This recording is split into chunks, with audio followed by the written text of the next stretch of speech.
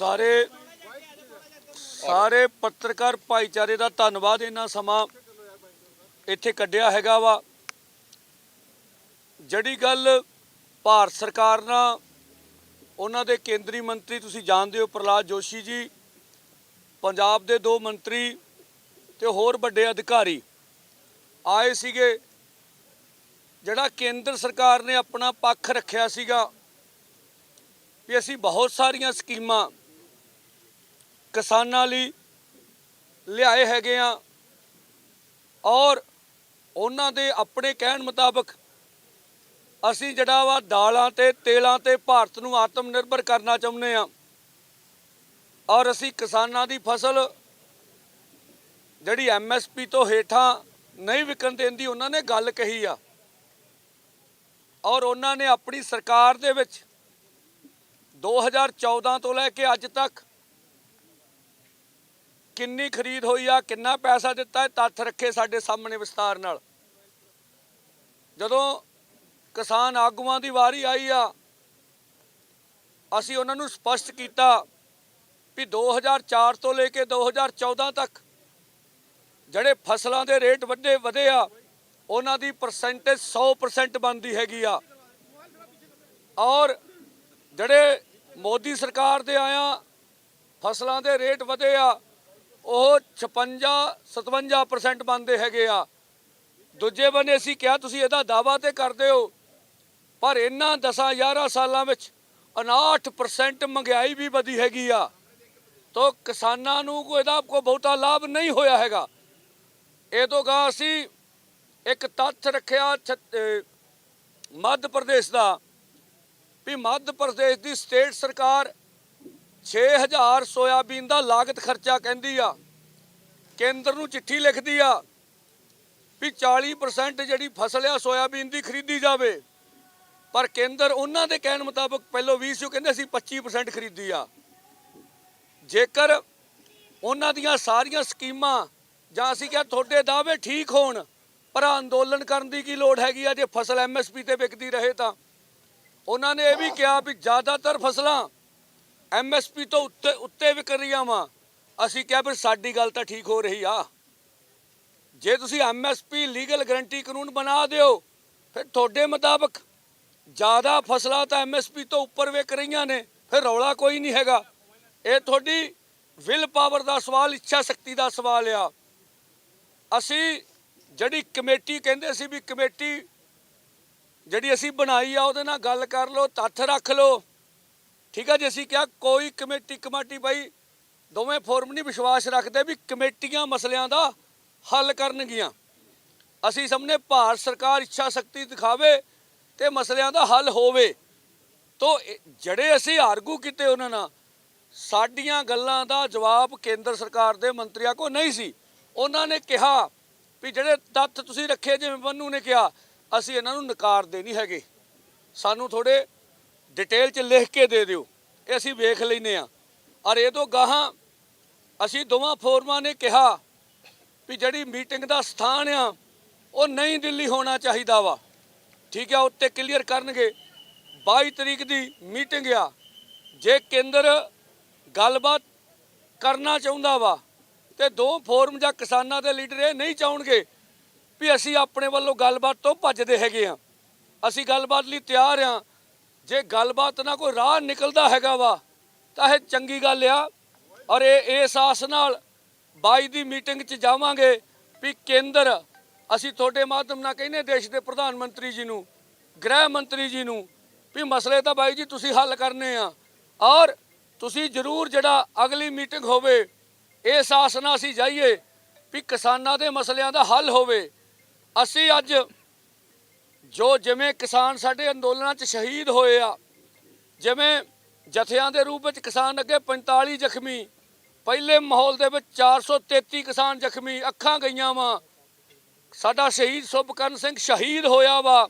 ये सारियां गल्लां और जो सानू संताप भोगना पिया उहदे करके असीं फैसला करके गए सी भी तुहाडा चाह पानी ते प्रशादा नहीं छकांगे, इस करके असीं अपना प्रशादा मंगाया सीगा और वो छकिया हैगा वा। असीं रोष जाहिर किया उन्हां सामने और ये तो गाहां आउण वाले समय विच 21 नूं ਸ਼ਹੀਦ ਸੁਭਕਰਨ ਸਿੰਘ ਦੀ ਬਰਸੀ ਜਿੱਥੇ ਬੱਲੋ ਪਿੰਡ ਵਿੱਚ ਮਨਾਈ ਜਾਊਗੀ, ਉੱਥੇ ਬਾਰਡਰਾਂ ਤੇ ਮਨਾਈ ਜਾਊਗੀ ਔਰ ਸ਼ੰਭੂ ਤੇ ਵੀ ਵੱਧ ਚੜ ਕੇ ਮਨਾਵਾਂਗੇ। ਔਰ ਤੁਹਾਡੇ ਮਾਧਿਅਮ ਨਾਲ ਅਪੀਲ ਕਰਦੇ ਹਾਂ ਜਨਤਾ ਨੂੰ ਵੱਧ ਤੋਂ ਵੱਧ ਜਿਹੜੀ ਆ ਸ਼ਹੀਦਾਂ ਦੀ ਬਰਸੀ ਮਨਾਉਣ ਦੇ ਵਿੱਚ ਪਹੁੰਚਿਆ ਜਾਵੇ। ਔਰ ਜਿਹਨੂੰ ਕਹੋਗੇ ਮੀਟਿੰਗ ਕਿਹੋ ਜਿਹੀ ਰਹੀ ਤਾਂ ਅਸੀਂ ਕਹਾਂਗੇ ਅਸੀਂ ਕਿਸਾਨਾਂ ਮਜ਼ਦੂਰਾਂ ਦੀ ਗੱਲ ਠੋਕ ਵਜਾ ਕੇ ਸਰਕਾਰ ਦੇ ਪਾਲੇ 'ਚ ਰੱਖਦੀ ਆ। ਹੁਣ ਸਰਕਾਰ ਇਹਦਾ ਅਗਲੀ ਮੀਟਿੰਗ 'ਚ ਕੀ ਜਵਾਬ ਦਿੰਦੀ ਆ, ਕੀ ਗੱਲ ਕਰਦੀ ਹੈ, ਉਹ ਦੱਸਣਗੇ ਜੋ ਗੱਲਬਾਤ ਹੋਈ ਸੀ। देखिए, हमारा ये मानना है, दोनों मोर्चों के नेताओं का, किसानों का मानना है कि मुद्दों का समाधान बातचीत से ही होना है।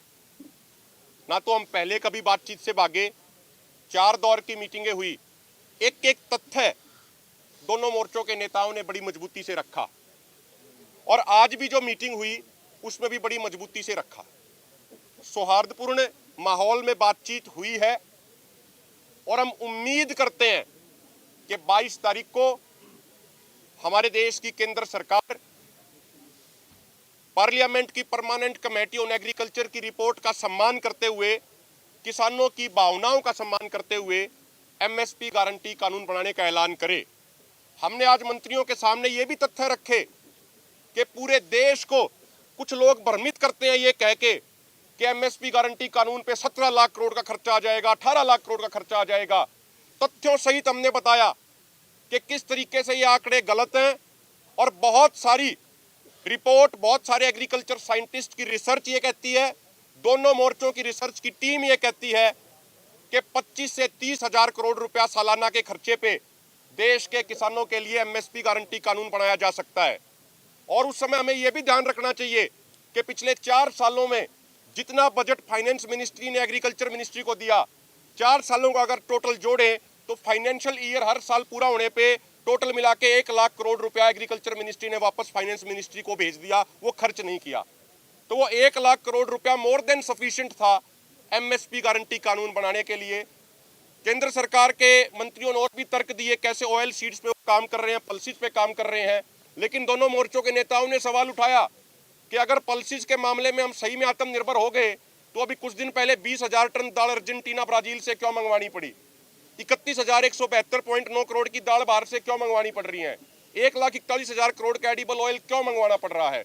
तो सारे तथ्यों पे सकारात्मक तौर पे सौहार्दपूर्ण माहौल में चर्चा हुई है और हम उम्मीद करते हैं हमारी मांगे जल्द से जल्द पूरी हो। ਅਸੀਂ ਕਿਹਾ ਸੀ ਵੀ ਜਲਦੀ ਤੋਂ ਜਲਦੀ ਜੇ ਸਰਕਾਰ ਉਹਨਾਂ ਦਾ ਪ੍ਰਸਤਾਵ ਸੀ ਅਸੀਂ ਗੱਲਬਾਤ ਕੰਟੀਨਿਊਟੀ ਰੱਖਣਾ ਚਾਹੁੰਦੇ ਆ ਵੀ ਜਲਦੀ ਮੀਟਿੰਗ ਕਰਾਓ।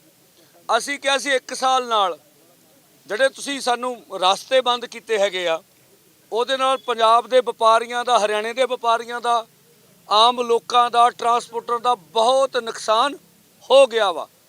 ਸਾਡਾ ਸੜਕਾਂ ਤੇ ਬਹਿਣਾ ਕੋਈ ਸ਼ੌਕ ਨਹੀਂ ਹੈ, ਮਜਬੂਰੀ ਤਾਂ ਹੋ ਸਕਦੀ ਆ, ਅਸੀਂ ਆਪਣੇ ਹੱਕਾਂ ਵਾਸਤੇ ਅੰਦੋਲਨ ਕਰ ਰਹੇ ਹਾਂ, ਪਰ ਸਾਡਾ ਸ਼ੌਕ ਨਹੀਂ। ਜਿੰਨੀ ਜਲਦੀ ਕੇਂਦਰ ਸਰਕਾਰ ਨਿਬੇੜਾ ਕਰੇ ਉਨਾ ਵਧੀਆ ਹੋਊਗਾ, ਜਿਹੜਾ ਉਹਨਾਂ ਗਾੜੀ ਅਸੀਂ ਰੱਖਿਆ ਹੈਗਾ।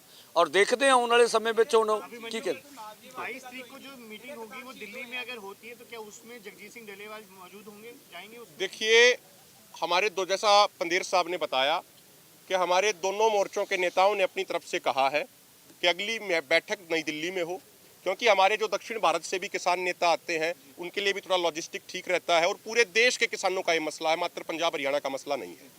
अंदर मीटिंग के दौरान सरदार जगजीत सिंह डल्लेवाल जी से बात हुई, उन्होंने ये कहा कि भाई आज भी मुझे बड़ी परेशानी हुई है, 4 घंटे के सफ़र में मुझे बड़ी तकलीफ हुई है, लेकिन जिस तरीके से दोनों मोर्चों का फैसला है उस पर फूल चढ़ाते हुए वो कह रहे हैं मुझे और भी तकलीफ उठानी पड़ेगी, जब चंडीगढ़ आने में जो तकलीफ होगी कोई दिक्कत नहीं, नई दिल्ली जाने के लिए भी हम तैयार हैं और किसानों का पक्ष पूरी मजबूती से पूरा ठोक बजा के रखेंगे, उसमें कोई कमी दोनों मोर्चों की तरफ से नहीं आने देंगे।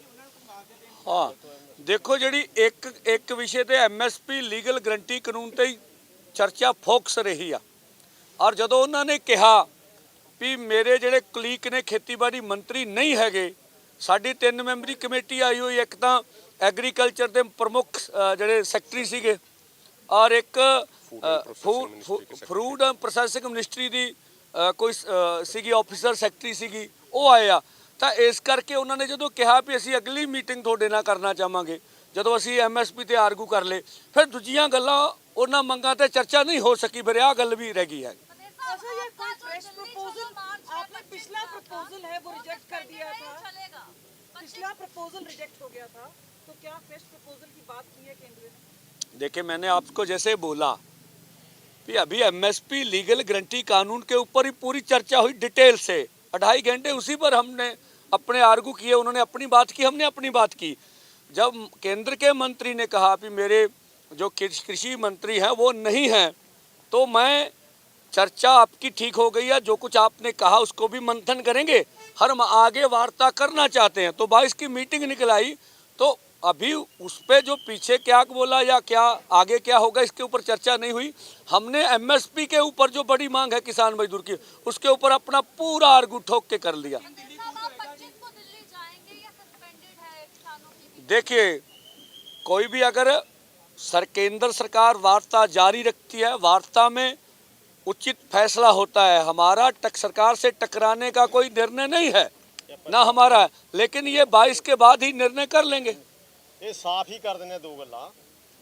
ਮੀਟਿੰਗ 22 ਦੀ ਹੈ, ਪ੍ਰੋਗਰਾਮ 25 ਦਾ ਹੈ, ਉਹ ਸਟੈਂਡ ਕਰਦਾ ਹੈ। ਡੱਲੇਵਾਲ ਸਾਹਿਬ ਦਾ ਮਰਮਤ ਜਾਰੀ है जिन्ना चਿਰ एमएसपी कानून।